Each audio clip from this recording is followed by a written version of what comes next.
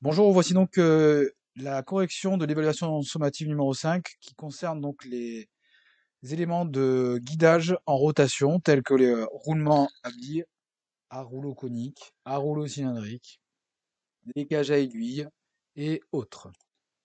Premièrement, donc la mise en situation. Donc là, pour la première partie de l'évaluation, vous avez en fait un roulement à changer sur le tendeur à chenille de cette machine ici.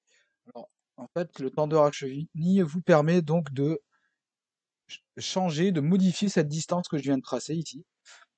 En fait, vous pouvez l'étendre, donc pour tendre la chenille, comme vous pouvez la rétracter pour mettre la chenille. C'est le système que vous avez en face de vous. Donc, alors, je vous montre, c'est celui-là. Première chose donc à réaliser sur cette étude, donc c'était de regarder donc le roulement qui est sur ce système-là, qu'on va voir tout à l'heure. Et la première chose qu'on vous demande, c'est est-ce que ce roulement, c'est la bague intérieure ou la bague extérieure qui est en rotation? Et enfin, donc, quelle est la bague qui est montée serrée? Alors, voyons voir notre système. Donc, on voit que on a une roue engrainée, qui est enfin, une roue dentée, en fait, pour là où on va mettre la chaîne. Donc, en fait, la chaîne, elle va se mettre comme ceci. Voilà. Et donc, cette roue, elle tourne. Donc là, on voit qu'il y a une coupe ici, hein, qui est vraiment tracée dans ce sens-là. Donc on coupe ici, imaginons, on coupe ici, et on a ce qu'on appelle la coupe AA. Ça, c'est quelque chose que l'on sait faire depuis la seconde, début de seconde en tout cas. Et en fait, on se rend compte qu'on voit la roue qui est représentée ici. Donc tout ce qui est en hachure ici, là, ça tourne. Donc cette partie-là tourne aussi. Cette partie-là tourne aussi, celle-là aussi. Donc tout ce que je viens de colorer, ça tourne. Maintenant, regardons de plus près notre roulement à billes. Nous avons une bague extérieure ici, la bague intérieure. Et donc, je vais vous poser donc la question suivante. La partie que je viens de colorer en rouge depuis tout à l'heure, hein, est-ce que cette partie-là nous fait tourner la bague qui est en vert ou la bague qui est en bleu? Évidemment, pour certains d'entre vous, j'espère que c'est plus évident de dire que c'est celle qui est en vert. On voit bien que ce qui est colorié, c'est plutôt en contact avec ce qui est en vert. Donc, ce qui est en vert, c'est la bague extérieure, que nous avons dit. Donc, ici, on va rayer donc la partie bague extérieure. Ensuite, pour cette question-là, quelle est la bague qui est montée serrée? Et en fait, si la bague extérieure est tournante, eh ben, c'est la bague extérieure qui est montée serrée. Donc ici, je marque bague extérieure montée serrée. Ensuite, nous avons donc des choses à réaliser ici. Il faut donc regarder les hypothèses de départ. On nous dit qu'on est sur une charge élevée. Mesurer le diamètre intérieur. On va dire que c'est donc 25 mm. Donc ensuite, ben non, c'est ce qu'on vient de dire, hein, ça fait 25 mm. Et ici, on devait compléter donc notre tableau ici. Alors, pour le compléter, avant de le compléter et de trouver la cote maxi mini intervalle de tolérance, il fallait trouver donc les tolérances. Donc c'est ce qu'on appelle, c'est ce qu'on a ici, là, un exemple, H6. Donc pour cela, il fallait voir donc sur notre tableau. Donc pour rappel, on est en montage de bague extérieure tournante. Donc, ce qui veut dire que cette partie-là, ben, on s'en fiche complètement parce que c'est la bague intérieure tournante. Ce n'est pas le cas. On nous a dit charge élevée. Voilà. Et ben voilà, en fait, si on regarde pour cette partie-là, c'est super simple. Pour l'arbre, eh ben, ça va être du G6. Et pour l'alésage, ça va être du N7. Donc, l'arbre, on avait dit G6 et l'alésage, on avait dit du N7. Alors évidemment, c'est pas terminé, il faut déterminer finalement les côtes maxi et côtes mini.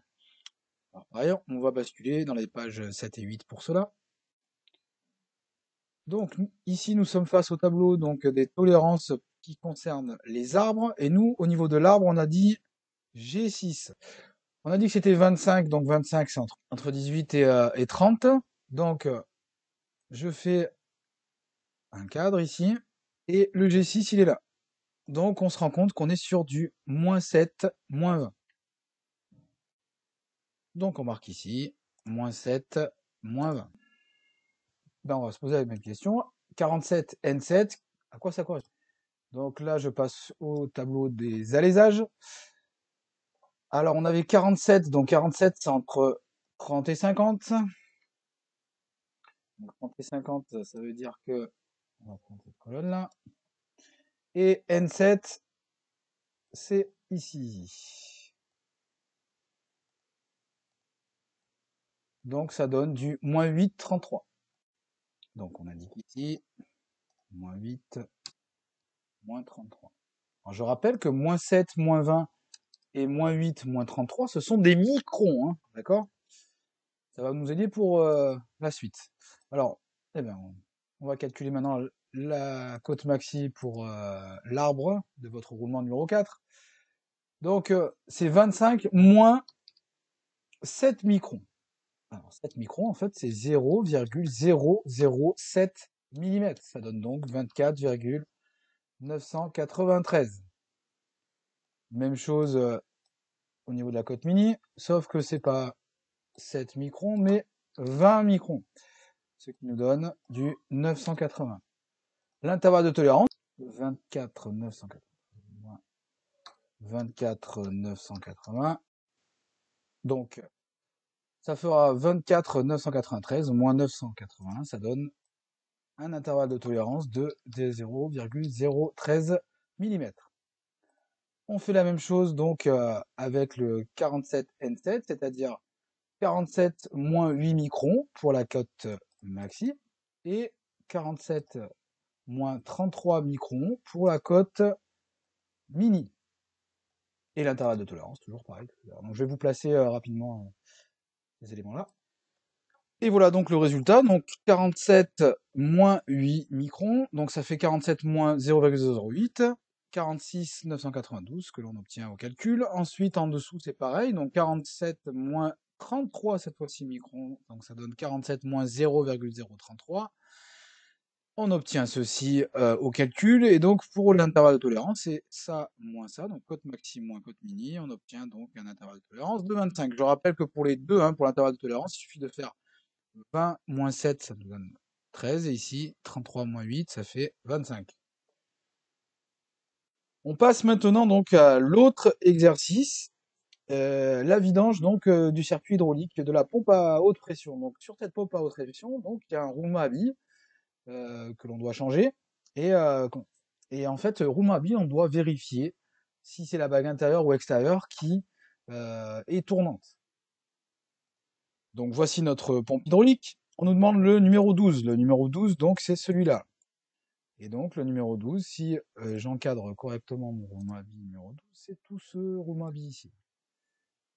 Donc, il faut toujours, comme d'habitude, se vérifier donc qu'est-ce que c'est la bague intérieure, qu'est-ce que c'est la bague extérieure. Donc la bague intérieure, je vais la faire en rouge ici. Et la bague toujours intérieure ici. Je rappelle que ça fait le tour, hein, tout pour tour de notre pièce. Ça tourne autour de notre axe ici. La bague extérieure, voilà. Donc en bleu, la bague extérieure, et en rouge, la bague intérieure. Moi, je vais vous tracer également ici donc la partie qui tourne. La partie qui tourne, c'est je vais vous la colorier comme d'habitude en fait. Donc c'est cet axe qui tourne. Notre plateau ici tourne aussi, etc. Donc je assure un peu tout ce qui tourne. Et évidemment, là, ça va être plus simple pour vous, et on se rend compte que finalement, ce que je colorie en rouge, c'est plus proche de ces rectangles pardon, qui sont rouges que les rectangles bleus. Donc ça va être la partie en rouge qui va tourner. Les rectangles qui sont rouges, les rectangles qui sont rouges, je vous l'ai dit tout à l'heure, ça représentait la bague intérieure. Donc ici, je vais cocher la bague intérieure. Alors ici, je devais simplement identifier donc les tolérances ici, que je devais compléter ici, en utilisant le tableau. Donc mon tableau, ici, on avait rayé la bague intérieure, et nous, cette fois-ci, on va rayer la bague extérieure, parce que nous, pour notre exemple, c'est la bague intérieure qui est tournante. On regarde quelques petites choses ici. On voit déjà que nous, au niveau de l'alésage, ça va être du H7. Donc ici, on va marquer H7. Là, c'est facile, hein. Bon, tout ce qui est facile, moi, je vous conseille de le faire en premier, comme ça, on n'en parle plus. Ensuite, alors je copie pour avoir le bon format comme d'habitude, et on va se poser la question au niveau de l'arbre. Donc au niveau de l'arbre, comme d'habitude, il faut se poser la question, est-ce qu'on est sur une charge faible ou une charge élevée? Et bien là, on ne vous l'a pas dit dans l'exemple, mais en fait, si on n'est pas bête, on voit qu'on nous a dit qu'on est en train de parler d'une pompe. Donc si on parle d'une pompe, ça veut dire qu'on est dans le cadre d'une charge élevée. Donc, on va colorier, on va supprimer donc cette partie-là. Ensuite, est-ce que c'est un roulement à billes ou un roulement à rouleau, etc. C'est un roulement à rouleau. Donc, même chose ici, on ne se préoccupe pas donc de ces termes-là. Il nous reste entre K6 et M6, c'est le diamètre qui va faire foi. Nous, notre diamètre, c'est un diamètre 80, donc on va revenir encore une fois sur le tableau. Et 80, c'est bien entendu entre 40 et 140, ce qui veut dire que c'est du M6 et non pas du K6. Donc on va avoir du M6 H7. Donc on note ici sur notre tableau le M6. Voilà pour cet exercice. Ensuite, c'est un exercice que je vous propose qui ressemble en fait au premier exercice que nous avons fait sur ce chapitre, à savoir TD tolérance. On avait reçu donc pour cette évaluation donc 10 pistons. Je disais donc les pistons que vous avez représentés ici. Là. Alors, je vais vous les tracer. C'est cela. On a remarqué qu'il fallait les changer. Ici, on vous propose donc de les changer. On vous donne donc 10 pistons. Vous avez commandé donc 10 pistons et on va vérifier ces pistons s'ils sont corrects ou pas. On nous donne ici une indication assez importante, c'est le diamètre de la cote constructeur. Donc votre constructeur, lui, il vous dit pour que ça fonctionne, donc, il faut avoir donc une cote qui ressemble à ça. Donc ma cote constructeur est ici. Et je vais me poser la question, quelle est la cote maxi, quelle est la cote mini? Et pour cela, votre professeur avait fait les choses correctement en vous donnant donc un formulaire avec qu'est-ce que c'est une cote maxi, une cote mini et un intervalle de tolérance. Donc ici, la cote maxi, il suffisait de faire la cote nominale que l'on appelle, plus le chiffre au-dessus. Ce qui donne donc 20 plus 0,1. Tout ça, c'est en millimètres, ce qui donne 20,1 mm. Waouh, c'est super compliqué. Je plaisante, évidemment. La cote mini, c'est l'inverse, c'est 20, donc de la cote standard, pardon, la tolérance inférieure, donc c'est-à-dire moins 0, donc ça donne 20 plus moins 0,2 mm toujours. Ça nous donne donc 20 moins 0,2 et ce qui nous donne donc 19,8 mm. L'intervalle de tolérance, c'est facile, hein. On sait maintenant. L'intervalle de tolérance, c'est 20,1, c'est-à-dire la cote maxi que vous avez calculée précédemment, moins donc la cote mini qui est de 19,8. Et on va obtenir ici quelque chose qui va ressembler à 0,3 mm de tolérance. Un intervalle de tolérance qui est assez conséquent, hein. Là, maintenant, au XXIe siècle, 0,3 mm, c'est assez important. Donc maintenant, en fait, s'il faut se poser comme question, c'est, voilà, moi j'ai une cote maxi de 20,1 et une cote mini de 19,8. Tout ce qui est au-dessus de 20,1, je ne le tolère pas, et tout ce qui est en dessous de 19,8, je ne le tolère pas. Donc je vais copier l'intervalle de tolérance pour la page précédente, et ça va m'aider pour déterminer quels sont les bons diamètres, ou ceux qui ne sont pas bons d'ailleurs, par rapport à ce que j'ai reçu. Donc rien au-dessus de 20,1, donc ici 20,11, et j'ai rien d'autre au-dessus de 20,1. Au-dessous de 19,8, qu'est-ce que j'ai? En fait, là j'ai rien, là j'ai rien, là, j'ai rien. J'ai 19,75 et ici en fait tout à l'heure j'ai oublié le 20,13. au-dessus de 20,10. Donc ce qui nous donne les numéros de piston 1, 8 et 9 qui ne sont pas bons. Donc à la question, d'après vous, est-ce qu'il y en a qui sont à renvoyer? Bah oui. Les pistons, donc 1, 8 et 9 sont hors tolérance. On peut dire oui, car les pistons 1 et 9 sont hors tolérance.